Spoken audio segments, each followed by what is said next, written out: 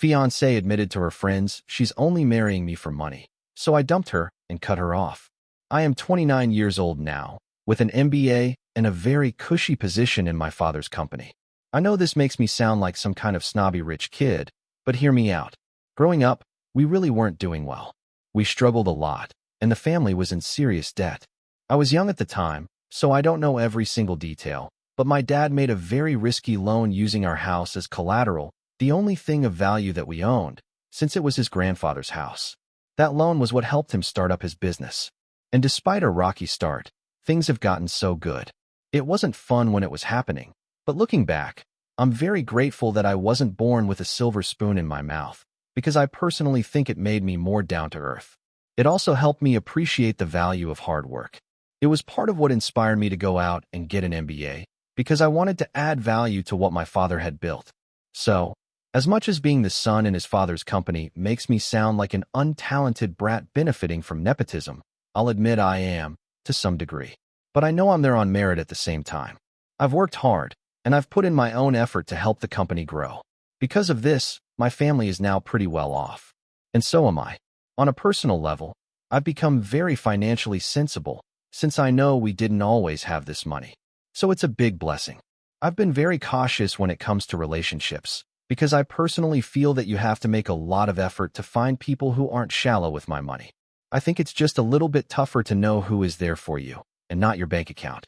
In my mid-20s, when things had really gone into full throttle, I dated a lot. I mean a lot. Many of them didn't go past the first date. I'd probably say that I only went on a third date a handful of times. I could probably count the number on one hand. Anyway, it was about 2.5 years ago that I met someone. And honestly, she was gorgeous. I saw her smile, and I had to go say hi to her. I found out her name was Brianna, and that she was a nurse. I think that made me find her even more attractive, because it's a profession that I really respect. I asked her for her number right there, and that was how things between us started. I've always been very cautious in relationships. When I start one, it's with the aim of going the distance. I always try to see whether I can see my wife in someone before I even take things seriously. I think that's why I always try to make sure that my money is at most a quarter of the reason someone is with me.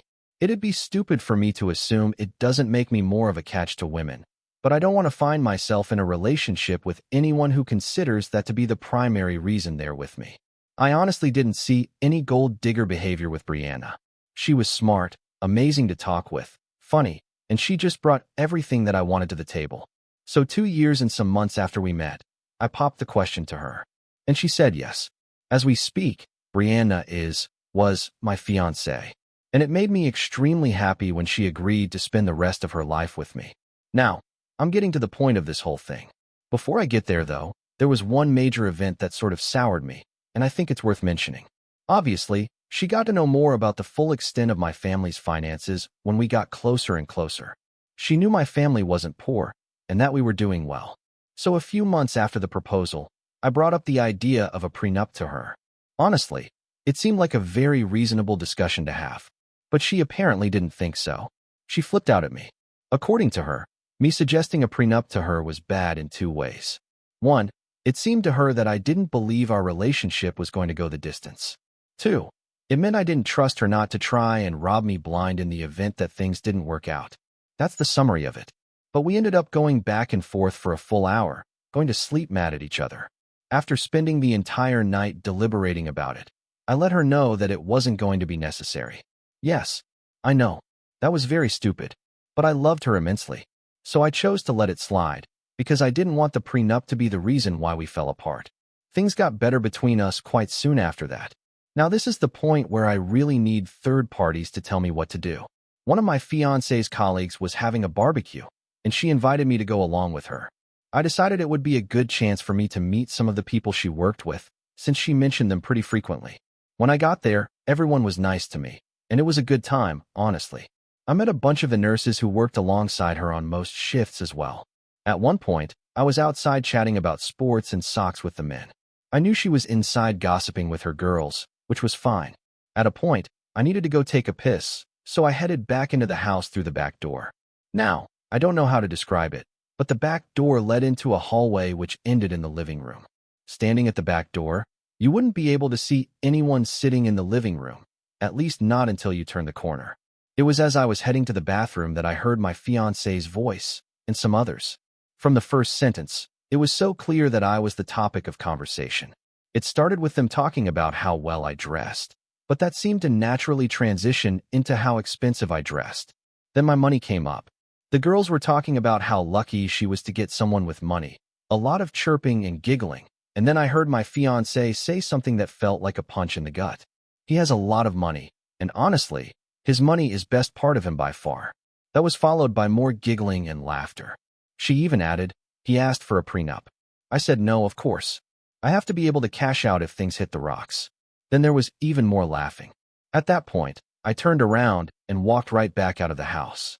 I honestly didn't find myself needing to use the bathroom anymore. We went back home. She noticed something was up with me, but I didn't tell her what it was, at least not until she went to bed.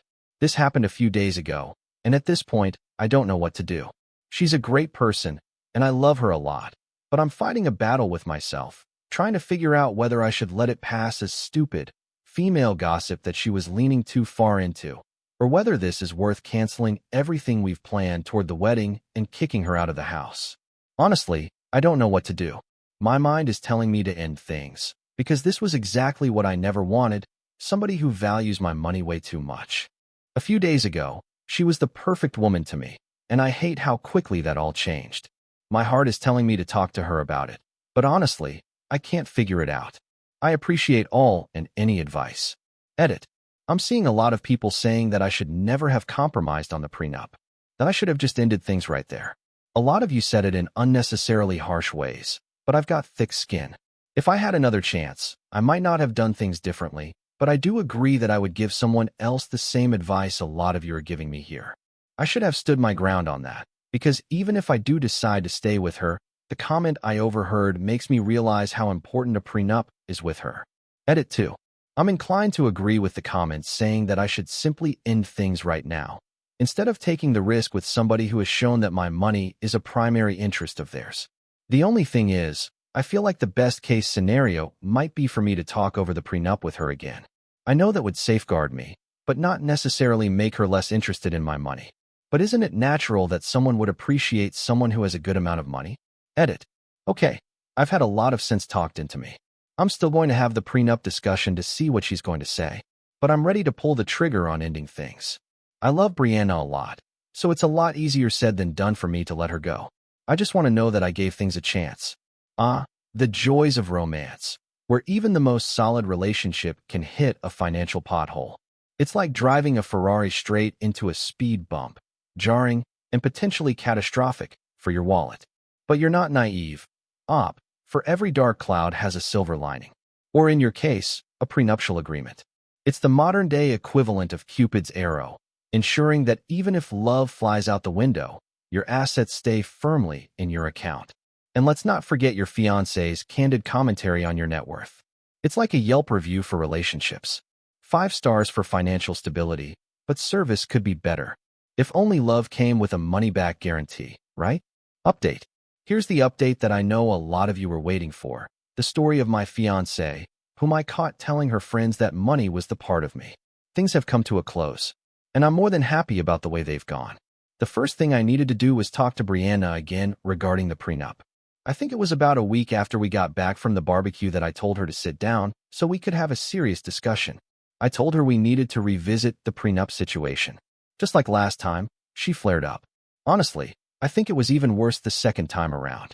She went on again about how it was just a sign that I didn't trust her and that I wasn't rooting for the relationship to work. I tried to shift the conversation. I told her it wasn't just about me. It was about protecting my father's hard work. I own a sizable chunk of his company, and this wasn't just about personal paranoia. It was about legacy. But she wasn't having it. She kept raging on, and I really did my best to get her to see my angle. But it wasn't working. So I asked her, would you marry me if I said the prenup was a must? She didn't seem to think about it long before she said, I would strongly reconsider our future together. I think it was at that point that I realized I wasn't going to win her. I let her know that after the first time, I was going to let the prenup go. Then I asked her, guess why I'm bringing it back up? She was understandably clueless. So I told her I'd help her figure it out. I said, Look back on a discussion you had with your nurse colleagues at your friend's barbecue. Her only response: "We talked about so many things. I don't know what you're talking about." Oh, really? You don't remember laughing and giggling with your friends as you said that my money was the best part of me? You don't remember telling them how you couldn't do a prenup with me because you won't win the jackpot in case we divorce?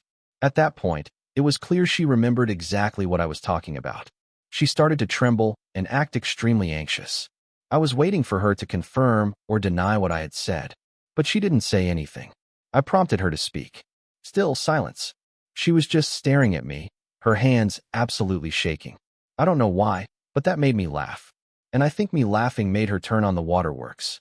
She started to cry, sobbed even, still without saying a single word to me about what I had said. At that point, it started to piss me off. She had nothing to say, no defense, no justification, not even an apology. I wanted a reaction from her. So I let her know that the wedding wasn't going to happen anymore. At that point, she fell to the ground, and I started hearing her mumbling words like, "Please," over and over again between all her tears and sniffles. I stood up, went to our room, locked the door, and went to bed. The next morning, she was waiting for me, and she looked like she hadn't slept all night. As soon as she saw me, she came to me and was being extra touchy, but I shrugged her off. She started trying to explain the context of what I had overheard. She claimed she was just trying to fit into the whole gossip girl type vibe, and that she didn't mean the things I heard her say. She blamed her friends and colleagues for being bad influences. She claimed that my money was never part of the reason she fell in love with me. And you know what? I believe that was likely true initially. But I feel like at some point, she started to love the money more than she loved me. Then she said she'd sign the prenup and it wouldn't be a problem for her. She said all that, but I honestly didn't have anything to say to her anymore. I took her hand in mine, looked her in the eye tenderly, and then slowly took the engagement ring off her finger. I'd paid way too much for that to end up in the hands of someone like her. That struck a nerve. She started to cry, but it quickly devolved into cursing me out. She said I was ugly. She said I had no charm. She said my penis was small. She called me gay. She said she had slept with a guy she met at a bar because she felt like it. I really don't know whether I believe that part or not, but it honestly doesn't matter at this point. Then she said, "Your money was the only good thing about you. I wish I'd been able to milk you more." She basically pulled out every insult she could think of. At that point, I started to laugh. And that was when she began to throw things at me. As much as I wanted to be all stoic and indifferent, she started to say some pretty dangerous things, so I retreated to the room and locked myself in. I think it was about 2 to 4 hours later when things finally quieted down. I came out, and she was gone. But she had trashed the entire place. I was furious, and in that moment I was absolutely sure I had made the right move. I took pictures of everything that I could, and I retrieved some footage from one of the indoor cameras that I had. After that, I left the house to go sleep in a hotel. Because honestly, it was absolute chaos, and I didn't even know where to start with the destruction. This is where I decided to have some fun. I went to her Facebook page and her Instagram page and looked for the posts where she had announced her engagement. Then I drafted a message. "I hate to inform you that the wedding is off, and I am no longer engaged to Brianna. She admitted to just being with me for my money, and when I confronted her about this, she lost her mind and destroyed my house. If you have any questions, ask her." I posted that as a reply to every single comment. She hates looking bad in front of people, so this part made me feel very satisfied. Then I made my own post showing off the destruction she had caused, as well as some short clips of her trashing the house when she was having her tantrum. I tagged her family, friends, and even the hospital where she works. That last one, that was for fun and maybe to let a little gossip start among her colleagues. Her parents tried to call me several times, but I didn't bother picking up. Honestly, it sucks that I have to cut ties with them, because they were lovely people, but it is what it is. She called me tens of times after I had done all of this.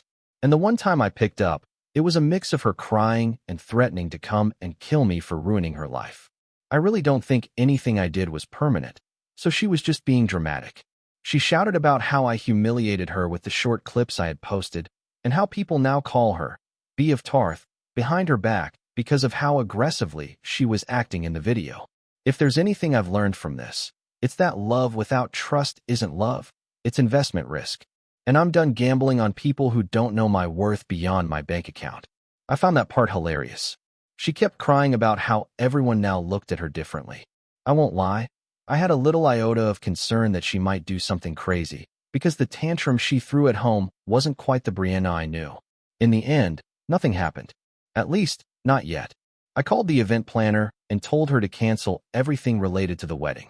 That part was heartbreaking for me, I'll admit. But I had to do it.